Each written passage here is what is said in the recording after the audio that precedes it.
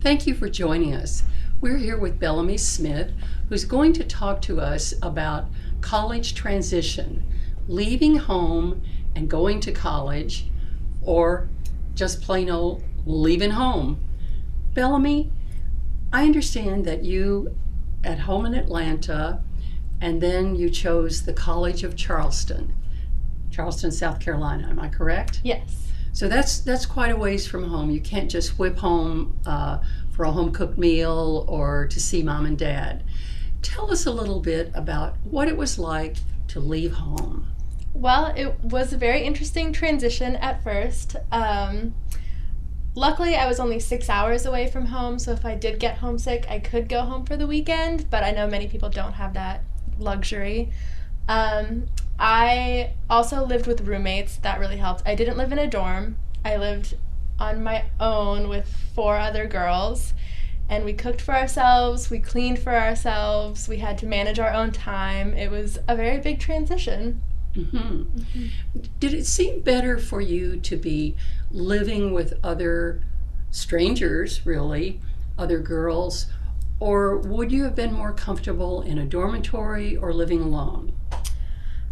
I know many people do like the dorm situation for their first year because that's where you meet a lot of new people and everybody's in the same boat. Usually there's a freshman dorm or you're in the same hall as a lot of freshmen, so everybody's looking for new friends. I was fortunate enough to get a house off campus with 4 other girls who I didn't know, but I really liked that situation because we became very close very quickly, and we all had the same friends, and luckily we got along very well, which I know can be an issue in a dorm situation. And I had my own room in a house, which helped with the getting along, and I would have preferred the house, but I have a lot of friends that love the dorms. Okay.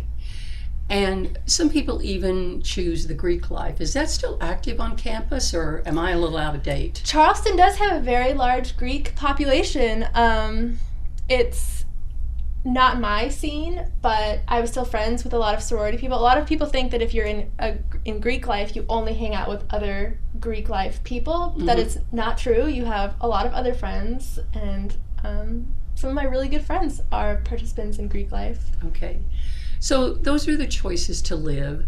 And whenever I, as a mother, think about my child leaving home, I think about homesickness. Tell us a little bit about how you felt. Did you miss your family? How did you cope with that, or was it a problem? Well, when I first got to college, I was ecstatic to be away from my family. Yay! And I was living on my own, so I felt really cool and independent and grown up. But that quickly dwindles and you realize that you are on your own and grown up. And I did deal with homesickness, but I had good friends that were able to get me through it, and they also felt homesickness, and it was okay in the end. Bellamy, it sounds like you were not very much affected by homesickness, but some students are seriously depressed, perhaps extremely sad about being alone and leaving their families. What do you suggest for a student who has more adjustment problems than you did?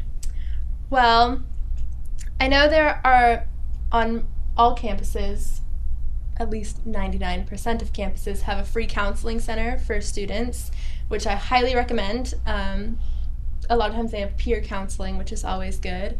Or I still call my mother almost every day, and we chat, and Skype. Skype is great. I know a lot of people have iPhones, or Droids also have Skype, and your family can Skype with you, and it's a great way to get face-to-face time with your family without actually being there. I highly recommend it. That's a great idea. I'm really impressed with that. I notice your phone doesn't get very far away from you, even during this YouTube interview. No.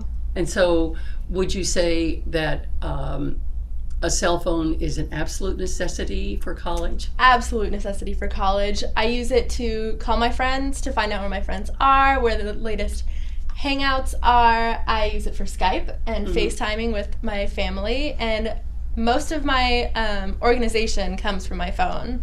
It's a great way to keep organized and keep up to date with my homework schedules and class schedules and all that fun stuff.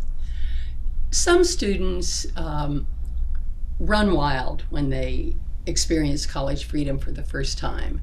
They have no curfews. Some may be old enough to go to bars. There are underage bars. There are campus parties. I gather from what I know about you that you were not tempted to stray too far from the student path. What makes the difference for you between students who kind of abuse their freedom and somebody like you who's able to study and balance a social and an academic life? Well, I want to say mostly there's an app for that.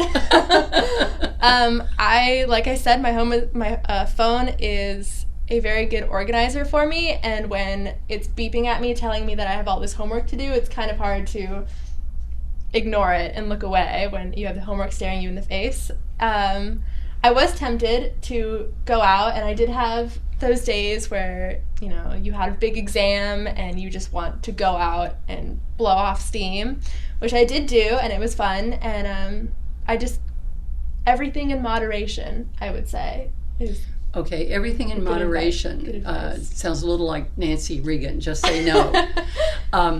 But Bellamy, let's face it, drugs, alcohol, after hours, lots of students fall prey to that. What made the difference for you? You could have gone out every night. You could have gotten involved with more alcohol, more drugs. What made the difference? It's really hard to say. I guess you just have to know what your limits are. I had a large support group that would have told me if I was going off the path, and think that was one of the defining factors. Bellamy, what would you say to a high school student that might be watching this, or to a freshman, to someone who's not as experienced as you are? What's the kind of the biggest tip you could give them transitioning from high school to college?